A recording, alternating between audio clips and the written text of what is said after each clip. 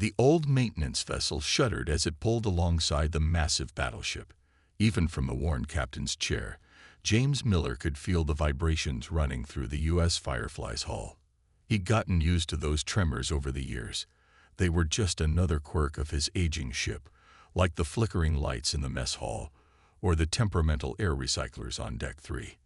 "Docking procedure initiated, Captain," reported Susan from the helm, her fingers dancing across the controls with practiced ease. After 5 years of flying this old bucket, she could probably dock it in her sleep. Through the bridge viewport, James watched as their ship's docking arm extended toward the U.S. Thunder, pride of the United Earth Fleet. The Thunder's sleek hull gleamed in the starlight, its weapon arrays and defense systems a testament to humanity's military might. Next to it, the Firefly looked like what it was, a cobbled-together support vessel that had somehow survived 20 years past its intended decommission date. "Incoming transmission from the Thunder, sir," called out Mike from the communications station. There was a slight edge to his voice that James recognized. They all knew what was coming. "Put it through," James ordered, straightening in his chair. The crew around him tensed, preparing themselves. The smirking face of Commander Richards appeared on the main screen. "Well, if it isn't the garbage SCO. Come to deliver our supplies, Miller." James kept his expression neutral. "That's correct, Commander. We have your replacement parts and maintenance supplies as requested. Try not to scratch our paint with that junk heap of yours," Richards laughed. "Though I suppose a few more scuff marks wouldn't make the Firefly look any worse than it already does." Several of the bridge crew bristled at the insult, but James maintained his professional demeanor. "We'll be careful, Commander. Firefly out." He nodded to Mike, who cut the transmission with perhaps a bit more force than necessary. "One of these days," Susan muttered from the helm, "I'd love to show him what this garbage SCO can do." James smiled slightly. His crew might serve on the fleet's least prestigious vessel, but they were some of the best he'd ever worked with. They had to be. Keeping the Firefly running required more skill and ingenuity than manning any of the fleet's modern warships. "Engineering to bridge." Tom Walker's voice crackled through the comm system. "Captain, we're getting some unusual readings from the power core again." "Define unusual, Tom," James replied, concerned. The Firefly's core was a unique piece of work, the result of countless modifications and repairs over the years. Sometimes James thought it stayed running through sheer stubbornness. The efficiency ratings are fluctuating, but they're actually higher than they should be. Way higher.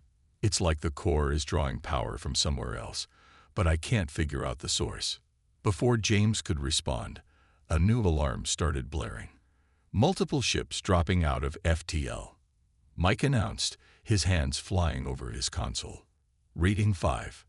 No, 7 unknown vessels. Large energy signatures." James leaned forward in his chair. "Show me." The main screen lit up with the sensor display.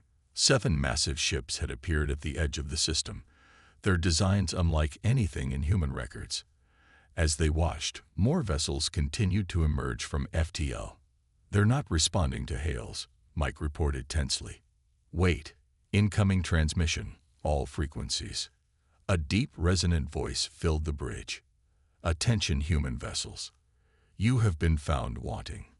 Your technology is primitive, your defenses inadequate. Surrender now, and you may be permitted to serve the Dominion."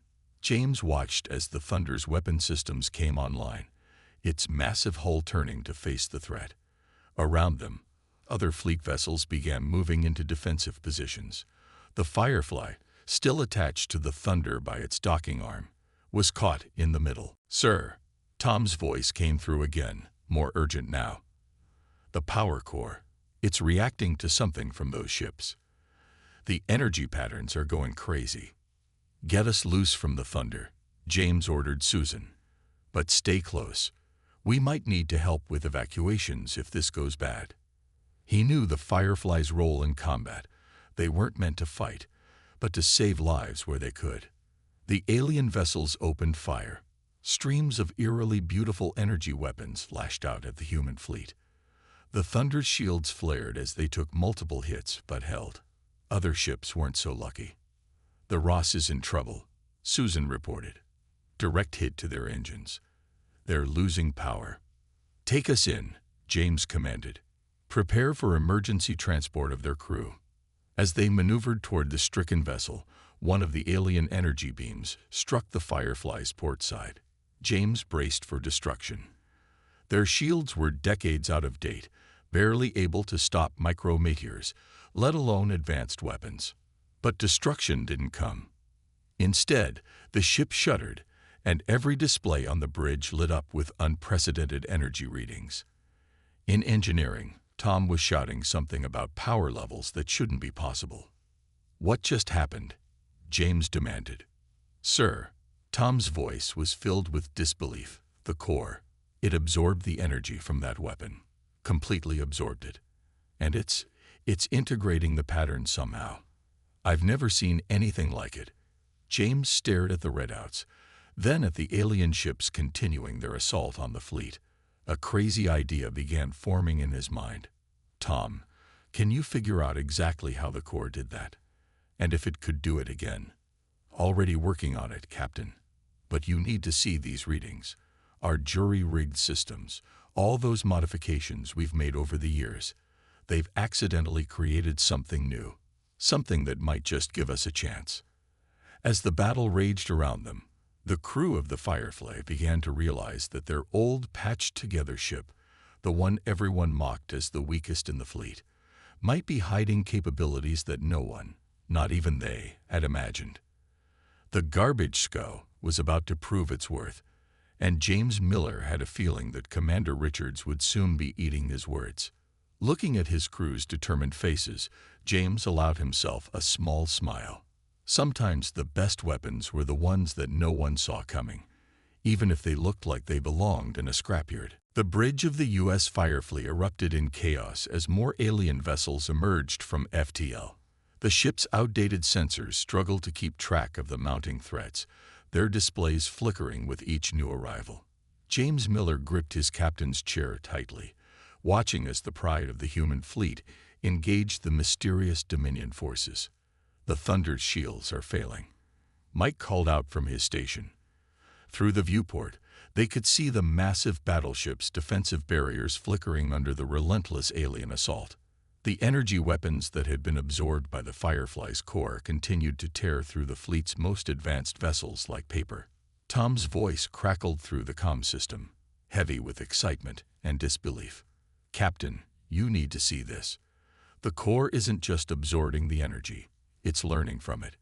Every hit we take, our systems adapt a little more. It's like we've built some kind of technological immune system by accident." A massive explosion rocked the ship as the U.S. Ross, already crippled, finally succumbed to the Dominion's attack. Susan's hands flew across her console, keeping the Firefly steady as debris scattered across their path. "We've got escape pods launching from the Ross, Captain. Get our tractor beam on them," James ordered. He turned to Mike. "Signal the Thunder. Tell them we're collecting survivors and request cover fire." The response came quickly, but not from Commander Richards. "Thunder's bridge is hit," a panicked voice announced. "Multiple hull breaches. We're abandoning ship." James watched in horror as the fleet's flagship began to break apart under the Dominion assault. The mighty Thunder, with all its advanced technology and superior firepower, was being torn to pieces by weapons it couldn't counter. "Sir," Tom called again, "I think I know why our ship survived that hit. All these years of repairs, replacing parts with whatever we could find, we've accidentally created something unique. The power core's not just a jumble of mismatched technology anymore. It's evolving." Another blast rocked the ship, but this time James was ready. "Susan, take us between the Thunder and that alien cruiser." "Tom, what happens if we intentionally let them hit us?" There was a pause on the line. "Theory suggests we absorb more of their weapon's energy signature. But Captain, if I'm wrong?" "We're dead anyway," James finished. "Better to try something than sit here and watch our fleet get picked apart." He opened a channel to the whole ship. All hands, brace for impact. This is either going to be really clever or really stupid. The Firefly moved into position, its patched hull gleaming dully in the light of weapons fire. The alien vessel, perhaps confused by such seemingly suicidal tactics, directed a full broadside at the small support ship. The impact was tremendous. Every light on the bridge flickered, and for a moment James thought they'd made a terrible mistake. Then the readings started coming in. Power levels rising. Tom shouted, his voice filled with amazement. The core it's not just absorbing the energy anymore, it's replicating it. We've got weapons-grade power signatures forming in our auxiliary systems. James leaned forward. Can we return fire? Not exactly, Tom replied. But I think we can do something better. Give me 2 minutes to reconfigure the maintenance beam array. We might be able to turn their own energy signature back on them. As Tom worked, the rest of the fleet continued to fall back under the relentless Dominion assault. The Firefly's bridge crew watched helplessly as more ships were damaged or destroyed. Commander Richard's escape pod tumbled past their viewport, and Susan wordlessly adjusted course to collect it with the others they'd gathered. Ready, Tom announced. I've rerouted everything through the maintenance array. It won't be pretty, but it should work. Just don't ask me to explain how. I'm not entirely sure myself. James nodded grimly. Target that cruiser and let's see what happens. The Firefly's maintenance beam, designed for minor hull repairs and supply transfers, lit up with the same otherworldly energy that had been devastating the human fleet. When it struck the alien vessel, the effect was immediate and dramatic. The Dominion ship's shields, which had shrugged off the fleet's most powerful weapons, collapsed instantly. It worked. Tom's laughter echoed through the comm. Their defenses aren't programmed to stop their own energy patterns. We're basically giving their shields a paradox to solve. James allowed himself a small smile. Signal the remaining fleet vessels. Tell them to concentrate fire on any ship we manage to strip the shields from. He turned to Susan. Think you can dance us through their formation? Susan's hands were already moving across her console. They're big and powerful, sir, but they're not very agile. This old girl might not look like much, but she can run circles around them. For the next 20 minutes, the Firefly darted between Dominion vessels, its jury-rigged systems turning their own weapon signatures against them. One by one, alien shields failed, allowing the remaining human ships to score telling hits. The massive invaders, caught off guard by this unexpected resistance, began to fall back. They're retreating, Mike announced as the last Dominion ships jumped to FTL. The bridge crew cheered, but James kept his eyes on the tactical display. The victory, while significant, had come at a terrible cost. Half the human fleet lay in ruins, including its flagship. Commander Richard's voice came through the comm, subdued and lacking its usual arrogance. Captain Miller, I don't pretend to understand what your ship just did, but you saved a lot of lives today, including mine. Just doing our job, Commander, James replied. That's what support vessels are for. He closed the channel and turned to his crew. Let's get these escape pods to safety. Then I want to know everything about what just happened with our systems. As the Firefly moved to collect more survivors, James reflected on the irony of the situation. Their ship, long mocked as the fleet's weakest link, had proved to be its most effective weapon. Not because of superior technology or overwhelming firepower, but because of its crude, adaptable nature, the very thing that had made it an object of ridicule. Engineering to bridge, Tom called. Captain, you should know, whatever we accidentally created here, it's still evolving. The core's energy patterns are continuing to adapt.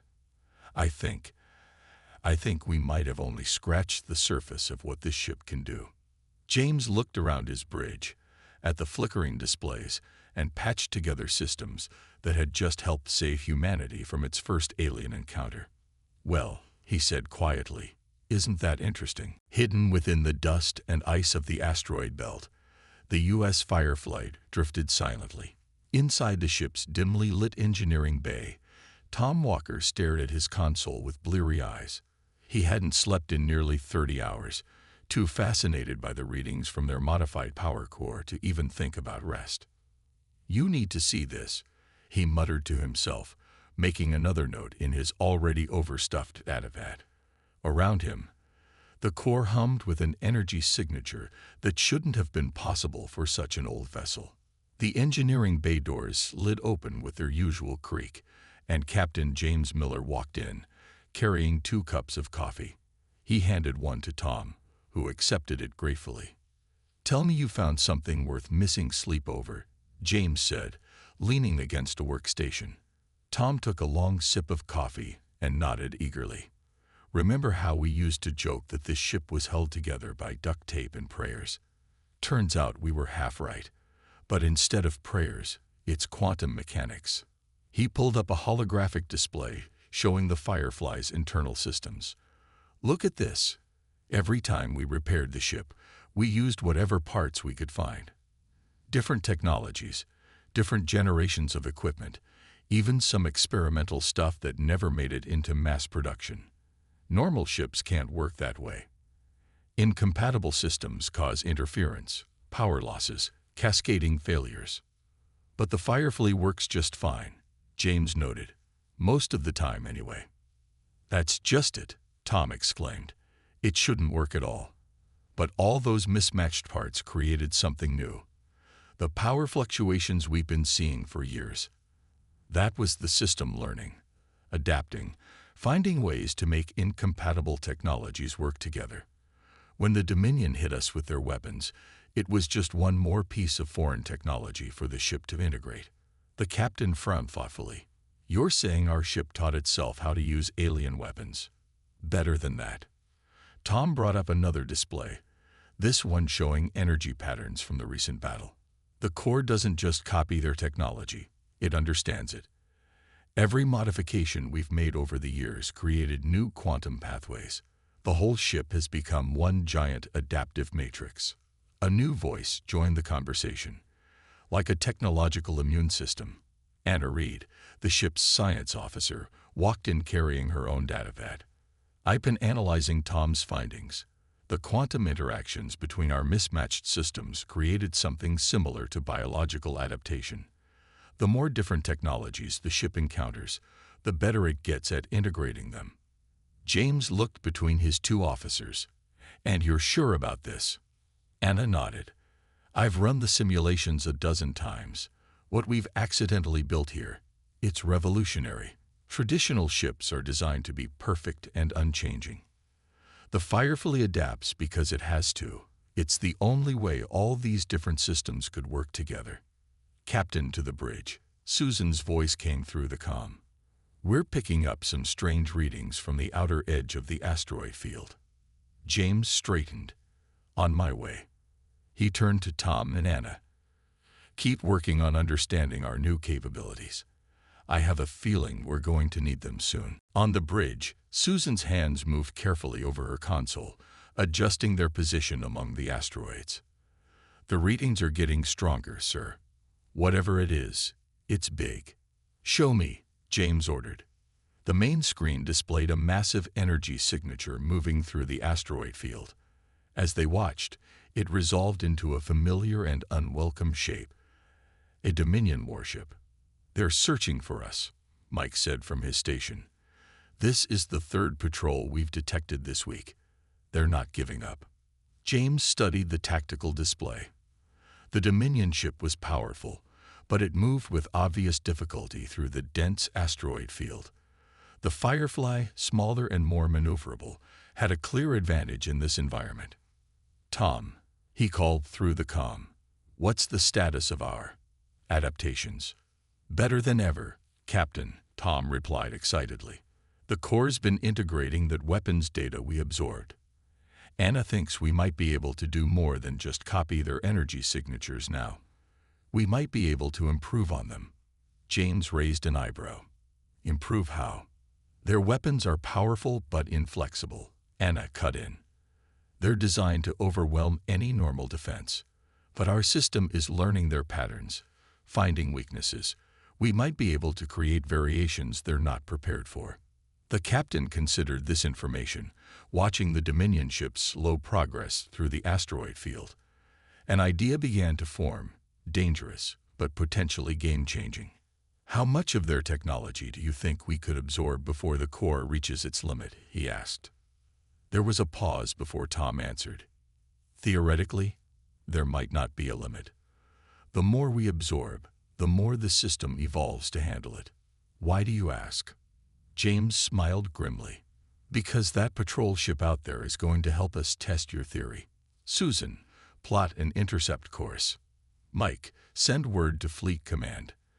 Tell them we're about to get them some very useful intelligence on Dominion technology. The bridge crew exchanged excited looks. They all knew what their captain was thinking. The Firefly's unique abilities made it the perfect ship for this kind of mission. Where other vessels would be destroyed by close contact with superior Dominion technology, they could learn from it, adapt to it, and potentially even master it. Course plotted, sir, Susan reported. We can use these larger asteroids for cover until we're in position. Tom, Anna, James called, get ready to record everything. If this works, we'll know more about Dominion technology than anyone else in the fleet. He settled into his captain's chair, feeling the familiar vibration of the ship's engines. Let's go show them what the fleet's weakest ship can really do. As the Firefly moved silently through the asteroid field, its systems hummed with possibility.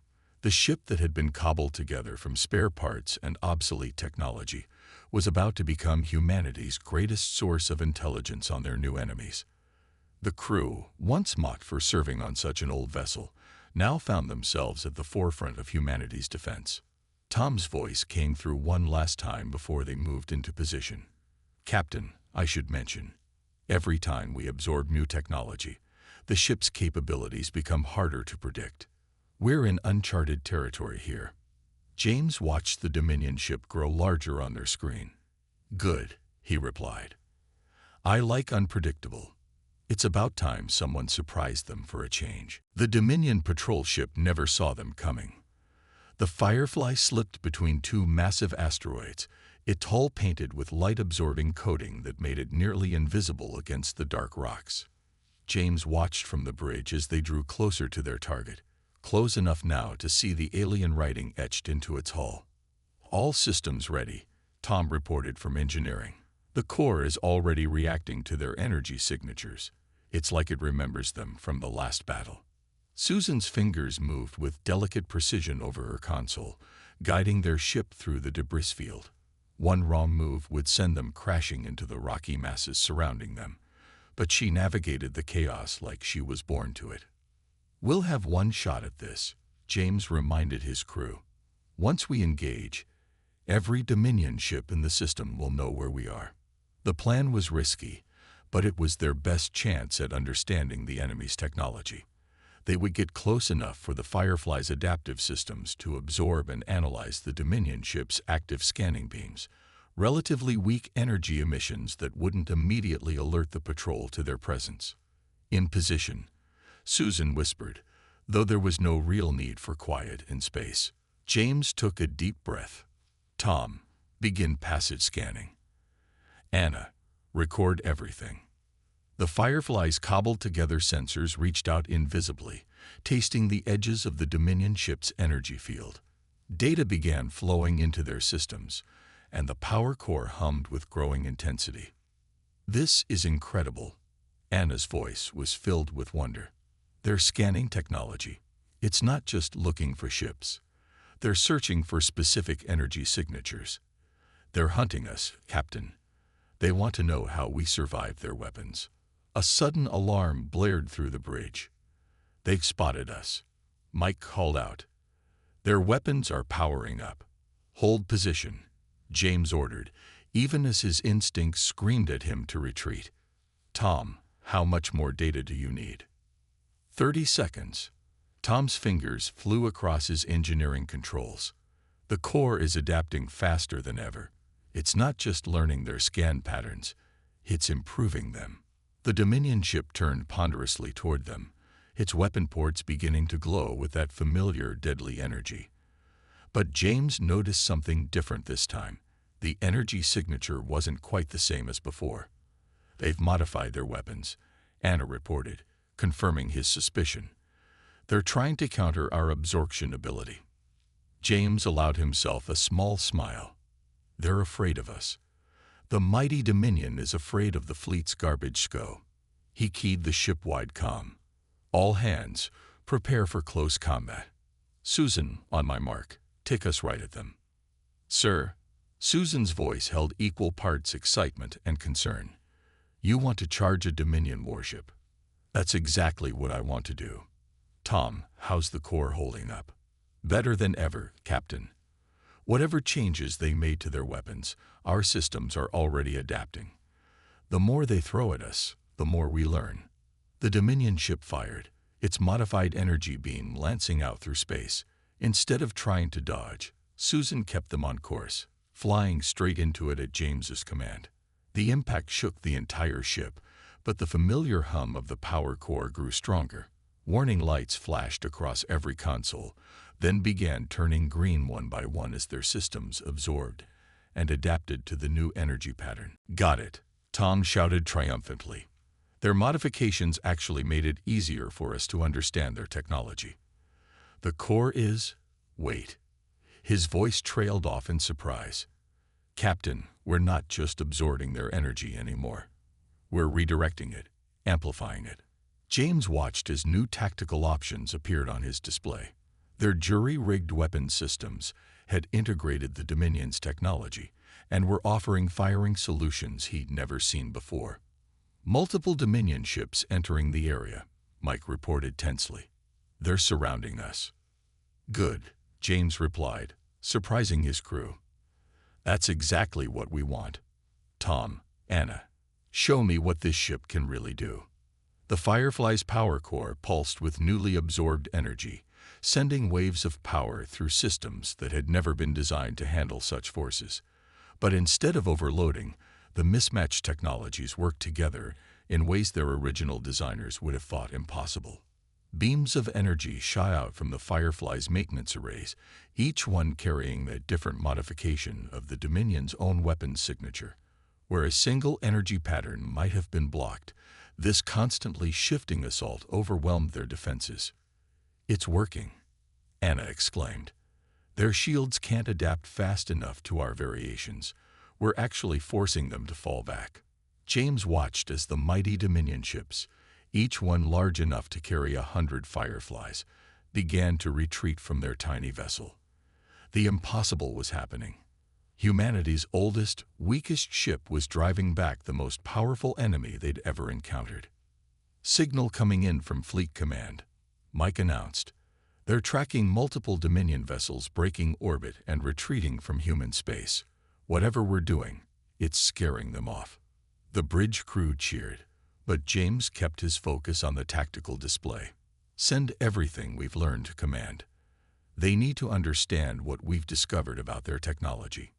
He turned to his crew, "And we need to prepare for what comes next. The Dominion won't take this humiliation lightly. They'll be back, and in greater numbers.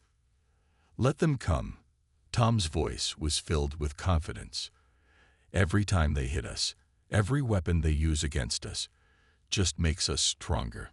The Firefly learns and adapts. And now we can teach the rest of the fleet to do the same." James nodded, looking out at the retreating Dominion ships. Their victory today was significant, but he knew it was only the beginning. The real battle was still to come. But for the first time since the alien ships had appeared in their space, he felt true hope. The Firefly, once mocked as the weakest ship in the fleet, had become something entirely new. A constantly evolving weapon that turned the enemy's strength against them. And as the crew celebrated their victory, James couldn't help but wonder what other surprises their old ship had in store for them. "Plot a course back to Fleet Command," he ordered.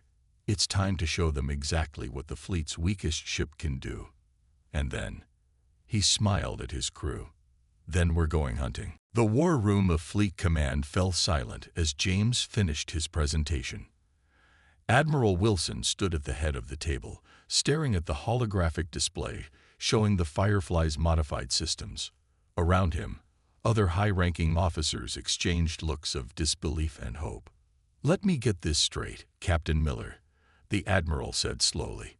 "Your outdated support vessel has not only survived multiple encounters with Dominion forces, but has actually learned to improve upon their technology." "That's correct, sir." James gestured to Tom and Anna, who stood beside him. "Our engineers and science team have confirmed it. The Firefly's mismatched systems created something unprecedented, a ship that adapts and evolves with each engagement. Commander Richards, now commanding a smaller vessel after the loss of the Thunder, leaned forward. "And you believe we can replicate this technology?" "Better than that." Tom stepped in, unable to contain his excitement. "We can teach it. The Firefly's core has mapped out how different technologies can work together. We can use that knowledge to modify other ships in the fleet." The room erupted in discussion, but a sudden alert cut through the noise.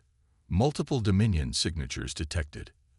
A young officer called out, "Largest fleet yet.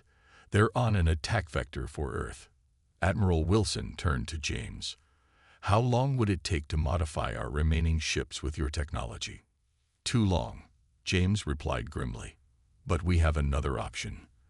The Firefly can act as a shield for the fleet. Our adaptive systems can protect other ships while they engage the enemy. We just need them to follow our lead." The Admiral studied the tactical display showing the approaching Dominion armada.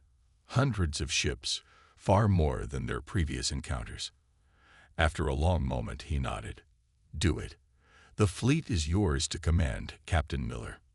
Within hours, the Firefly led a formation of human ships out to meet the Dominion fleet. James stood on his bridge, watching as the massive alien vessels emerged from FTL.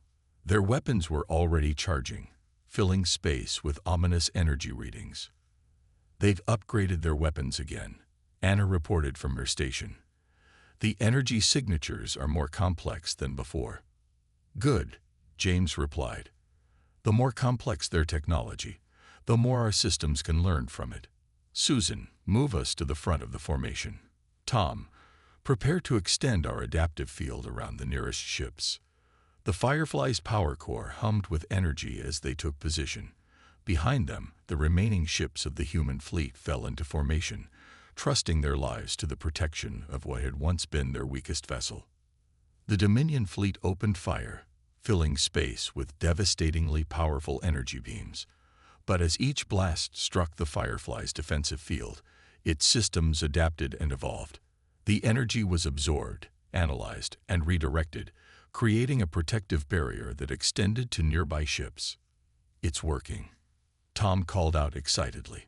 "The core is processing their weapons faster than ever. Each shot makes our defenses stronger." James watched as the Dominion fleet's initial assault proved ineffective. "Signal the fleet to begin their attack run. Focus fire on any target we designate." He turned to Anna. "Find me their weakest points." The battle that followed would be remembered as one of the most extraordinary in human history. The Firefly darted through the Dominion formation, its constantly evolving defenses protecting nearby human ships, while its modified systems turned the aliens' own weapons against them. Where the Dominion expected to find a weak and primitive fleet, they instead faced an enemy that grew stronger with every attack. Their superior technology, which had served them across countless conquests, was being analyzed, adapted, and improved upon in real time. "Their flagship is changing course," Mike reported. "They're trying to regroup." James allowed himself a small smile. "Not this time. Susan, take us straight at their command ship. Tom, give me everything the core has learned about their weapons. Let's show them what human ingenuity can really do." The Firefly accelerated toward the massive Dominion flagship, its systems now humming with power that would have been impossible for such an old vessel just weeks ago. Energy collectors that had once been simple maintenance beams now pulsed with improved versions of Dominion technology. As they closed in, the alien vessel fired everything it had at them. But each blast was caught, analyzed, and transformed by the Firefly's adaptive systems. The energy was refined, improved, and sent back with devastating effect. Their shields are failing, Anna announced triumphantly. The modifications we made to their weapons, they can't defend against them. James keyed the fleet-wide channel. All ships, concentrate fire on the flagship's exposed sections. Time to end this. The combined firepower of the human fleet, led by the Firefly's enhanced weapons, tore through the Dominion flagship's weakened defenses. Secondary explosions rippled along its massive hull as critical systems failed. "They're sending out a general retreat signal," Mike reported, his voice filled with disbelief. "The entire Dominion fleet. They're running." The bridge crew watched as the mighty alien armada broke formation and fled, their supposedly invincible ships running from the fleet they had come to conquer. As the last Dominion vessel disappeared into FTL, cheers erupted across all channels. Admiral Wilson's voice came through the comm. "Outstanding work, Captain Miller. You've just changed the course of human history. The Firefly will go down in history as the ship that saved Earth." James looked around at his proud crew. "Thank you, Admiral, but it wasn't just the ship. It was every repair we made, every modification we jury-rigged, every time we had to make do with whatever parts we could find. We won because we never stopped adapting." In the days that followed, the Firefly's unique technology began to be incorporated into other ships of the fleet. The vessel that had once been mocked as a garbage scow became the template for a new generation of adaptive warships. But none would ever quite match the original. The Firefly, with its decades of patches and repairs, its mismatched systems, and constantly evolving core, remained unique, a testament to human resourcefulness and the power of making the best of what you have. James stood in engineering with Tom and Anna, looking at the now famous power core.